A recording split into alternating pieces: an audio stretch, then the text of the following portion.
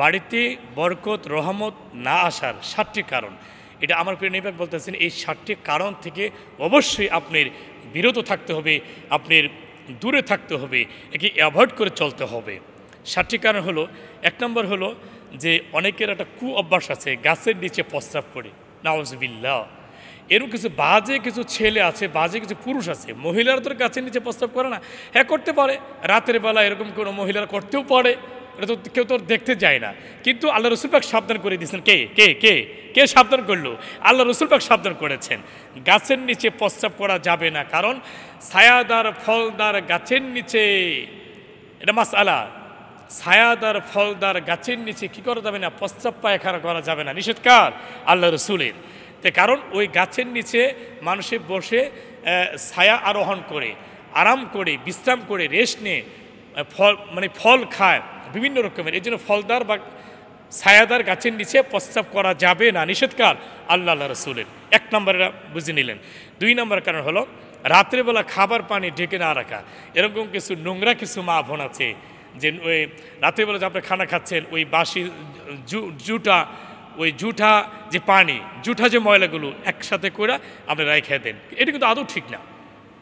এই কথাটা আম্মাজান আয়েশা সিদ্দিকা রাদিয়াল্লাহু তাআলা আনহার ঘরে একদিন খেজুরে বিচি, খেজুরে সুলা, খেজুরের ছাল, বিভিন্ন রকম পড়ে যে আপনার যে সাজনা, হাদিসের মধ্যে আছে যে সাজনা, এই সাজনার যে উপরে ছালগুলো, এমন কিছু তরকারির আবর্জনাগুলো ঘরের দরজার এক সাইডে রেখে দিয়েছেন।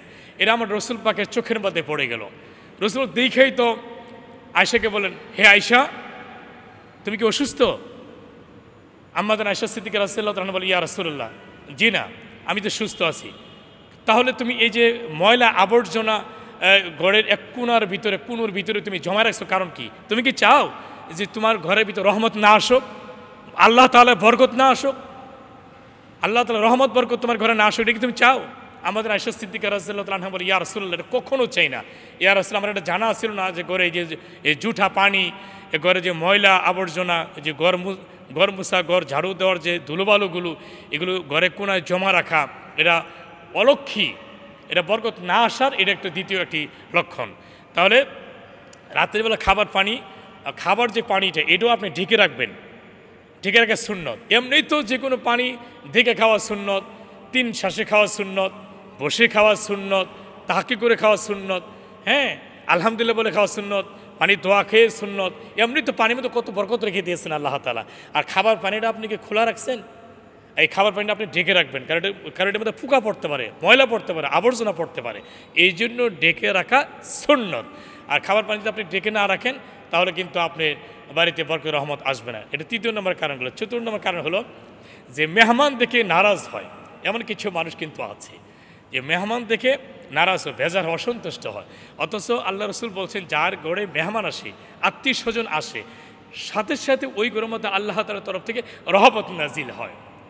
যেমনটা হাদিস আছে আপনার আবু দাউদ শরীফের ভিতরে একটা হাদিস আসছে, নবী পাকের একজন সাহাবী আব্দুল্লাহ ইবনে ওয়াক্কাস রাদিয়াল্লাহু তাআলা, তার ওই মুহূর্তের মধ্যে আব্দুল্লাহ ইবনে ওয়াক্কাসের করে কোনো খাবার নাই, কিন্তু 4 জন মেহমান চলে আসলেন, 2 জন আনসার আর 2 জন মুহাজির, মানে গরিব সাহাবী। 4 জন সাহাবী আব্দুল্লাহ ইবনে ওয়াক্কাসের ঘরে চলে আসলেন। তখন আব্দুল্লাহ ইবনে ওয়াক্কাসের ঘরে কিচ্ছু খাবার নাই, কোনো রুটি নাই, কোনো গোশত নাই, কোনো খাবার ব্যবস্থা, সীমিত কিছু খেজুর ব্যতীত। হাদিসের মধ্যে আসছে, আবু দাউদ শরীফের মধ্যে হাদিসটা আসছে। আব্দুল্লাহ ইবনে ওয়াক্কাস রাদিয়াল্লাহু তাআলা তিনি দৌড়ে গেলেন আমার প্রিয় নবী পাকের কাছে, ইয়া রাসূলুল্লাহ, আমার ঘরে 4 জন মেহমান আসছে, ইয়া রাসূল কী করতে পারে, কোনো খাবার ব্যবস্থা নাই। রসুল আব্দুল্লাহ ইবনে ওয়াক্কাসের কথা শুনে রসুল মুশকি হাসে দিলেন, সুবহানাল্লাহ, আল্লাহু আকবার। অথচ ওয়াক্কাস বুঝাইলেন, ইয়া রাসূলুল্লাহ, আমার খাবার ব্যবস্থা নাই, আপনি কিছু খাবার ব্যবস্থা করে দেন, আমার মেহমান আসছে। কিন্তু রসুল মুশকি হাসে দেওয়ার পেছনে কারণ আছে।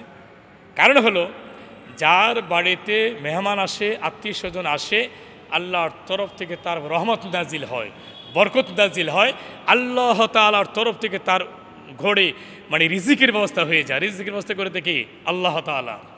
তাহলে এই কথাটা আল্লাহ রসুল আব্দুল্লাহ ইবনে ওয়াক্কাসকে বলেন, হে ওয়াক্কাস, তুমি বাড়িতে যেয়ে দেখো, অবশ্যই মেহমান আসলে যেহেতু আল্লাহর তরফ থেকে রহমত বরকত নাজিল হয়, তাহলে তুমি বাড়িতে যেয়ে দেখো আল্লাহ তাআলার তরফ থেকে তোমার বাড়িতে অবশ্যই কোনো আল্লাহর তরফ থেকে হাদিয়ার কোনো ব্যবস্থা হয়ে গেছে ইনশাল্লাহ।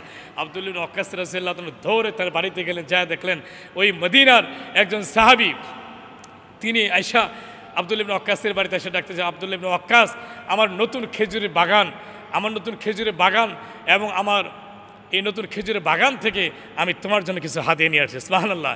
কিছু দেরহাম মানে 4 দেরহাম মানে 4 টাকা। তখন কিন্তু 4 টাকা দিয়ে মোটা তাজা শক্তিশালী একটা ওট কেনা যেত। তাহলে 4 দেরহাম হাদিয়া নিয়ে আসছেন, আর তার নতুন খেজুরের বাগান থেকে খেজুর নিয়ে আসছেন হাদিয়া। আল্লাহু আকবার। রাসূলের কথার সাথে একদম এই প্র্যাকটিক্যাল নগদ কিন্তু বাস্তবায়ন হয়ে গেল। তাহলে এরকম মেহমান আসলে কিন্তু আল্লাহ তাআলা খুশি হয়। যার বাড়িতে মেহমান আসে আল্লাহ তাআলা খুশি হয়, ওই বাড়িতে বরকত রহমত নাজিল করেন।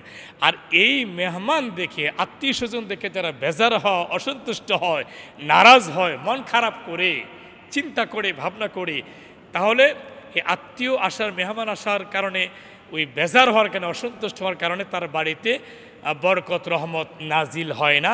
আল্লাহ তাআলা ওই ফ্যামিলি পরিবারের উপরে আল্লাহ তাআলা বেজার হওয়া, সন্তুষ্ট হয়।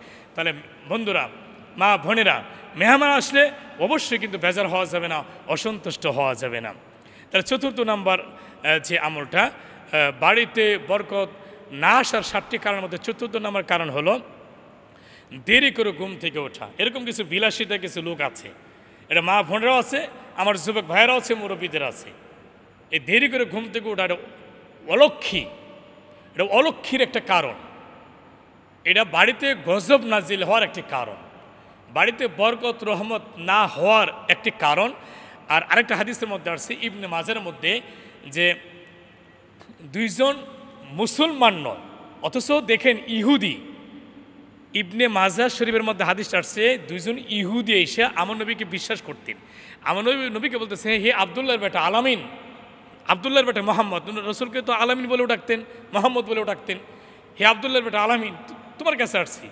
রসুল কয় যে একজন চাচার বয়স্ক চাচা, আরেকজন রসুলের বয়সের সমান, আরেকজন ভাই বলে সম্বোধন করলেন, চাচার সম্বোধন করলেন, চাচা এবং ভাই আপনি কেন আসছেন? বলে তোমার কাছে আসছি। কিন্তু তোমার কাছে আসার কারণ হলো আমার বাড়িতে ঝগড়া বিক্রি করে লেগেই যা, তার কারণ কি? রসুল এই কথাটা শোনার সাথে বলতেছে যে আপনারা মনে ঘুম থেকে কি দেরি করে উঠেন? অথচ দেখেন ওই রসুল পাকের বাবার সম পরিমাণ বয়সের যে লোক চাচা বললেন, আর রসুলের বয়সের সমান যাকে ভাই বললেন, এরা কিন্তু কখনো বলে না যে আমরা ঘুম থেকে দেরি করে উঠি। ইহুদি ছিল তারা বটে, তারপর রসুল কিন্তু তাদের হালত শুনে কিন্তু বলল যে আপনি কি ঘুম থেকে দেরি করে উঠেন? ঘুম থেকে দেরি করে উঠলে আল্লাহর তরফ থেকে ওই বাড়িতে রহমত নাজিল হবে না, বরকত নাজিল হবে না। এই জন্য ভোর রাতে ঘুম থেকে উঠতে হবে, ফজর নামাজ পড়তে হবে। ভোর রাতে আল্লাহ তাআলার তরফ থেকে রহমত নাজিল হয়। আল্লাহ তাআলা 70,000 রহমতের দরজা ভোর রাতে খোলা থাকে। এই জন্য যারা 4 নম্বর কারণ হলো বাড়িতে বরকত রহমত না আসার 4 নম্বর কারণ হলো যারা ঘুম থেকে দেরি করে ঘুম থেকে উঠে।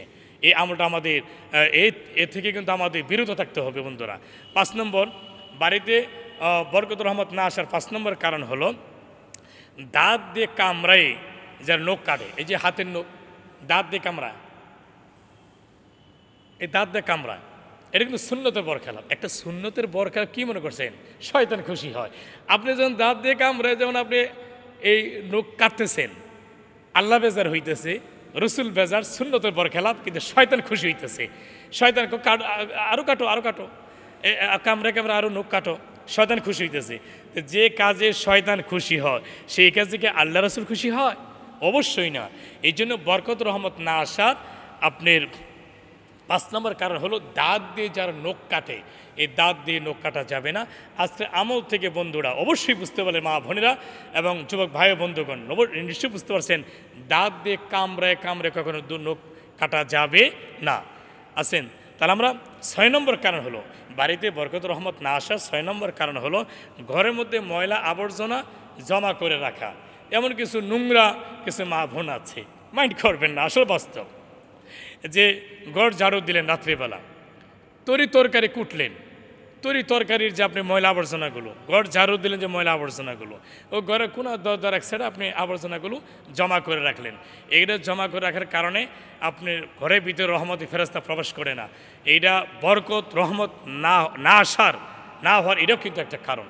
এই জন্য ঘরের ভিতরে কোনো ময়লা আবর্জনা জমা করে রাখা যাবে না। এই যে নগদ, এটা নগদ ওই ময়লা আবর্জনা, এই জুঠা পানি, এগুলো বাহিরে আপনি যেখানে ফালেন ওখানে আপনি ফালিয়ে দিয়ে আসবেন, কিন্তু ঘরে ময়লা আবর্জনা জিনিস আপনি রাখবেন না। আরেকটা কথা, ঘরের ভিতরে এই যে মাকড়সা যে করে, মাকড়সা যে আপনার জাল বুনে ঘরের ভিতরে মাকড়সা বাসা করে ফেলায়, এটা কিন্তু কেন? মাকড়সা ঘরটা আপনি ঝাড়ু দিয়ে রাখবেন, পরিষ্কার করে রাখবেন, মুছে রাখবেন, ঝাড়ু দিয়ে রাখবেন। মাকড়সা যদি আপনি ঘরের ভিতরে অধিক জাল বুনে রাখে, মাকড়সা যদি রাখে, সেখানে ঘরের মধ্যে কি আসবে না? বরকত রহমত আসবে না। তাহলে ঘরের মধ্যে ময়লা আবর্জনা জমা করে রাখা যাবে না, আল্লাহ রসুল কী করছেন? নিষেধ করেছেন। তাহলে 7 নম্বর হলো কাজের শুরুতে বিসমিল্লাহ না বলা। আমরা একটা কাজ করলে তো বিসমিল্লাহ বলতে হবে, এটা কার হুকুম? আমার রসুলবাগ বলছেন কাজের শুরুতে বিসমিল্লাহ রহমানি বলতে হবে, এর মধ্যে কি আছে? বরকত রহমত হবে। আর কাজের শুরুতে বিসমিল্লাহ, অনেকে এসে কাজ করতেছি বিসমিল্লাহ বলে না। এই বিসমিল্লাহ আপনি ঘরে কাজ করতেছেন, রান্না করতেছেন, তরকারি কাটতেছেন, তরকারি আপনি মাখাইতেছেন, আপনি ভাতের মধ্যে চাল দিচ্ছেন, এই রান্না শুরু করছেন, তরকারি করতেছেন, কিন্তু আপনি বিসমিল্লাহ বলতেছেন না। আর উল্টো দিকে কাজ করা, একটা জামা পরলেন, ডান দিকে জামা আগে পরেন নবী প্যাকেট সুন্নাত, আপনি পড়তেছেন বাম দিকে। হ্যাঁ, এরকমভাবে উল্টো দিকে কাজ করা, উল্টোভাবে কাজ করা, উল্টো দিক থেকে কাজ করা, আর কাজের শুরুতে বিসমিল্লাহ না বলা, এটা হলো বাড়িতে বরকত রহমত না আসার 7 নম্বর কারণ। অবশ্যই বন্ধুরা নিশ্চয়ই বুঝতে পারছেন মা বোনেরা, যুবক ভাইয়েরা, যে বাড়িতে বরকত রহমত না আসার 7টি কারণের মধ্যে এটাও একটি কারণ। আল্লাহ পাক আমাদের সকলকে এই বিষয়গুলোর উপরে আমল করার তৌফিক দান করুন, আমিন। আসসালামু আলাইকুম ওয়া রাহমাতুল্লাহি ওয়া বারাকাতুহু।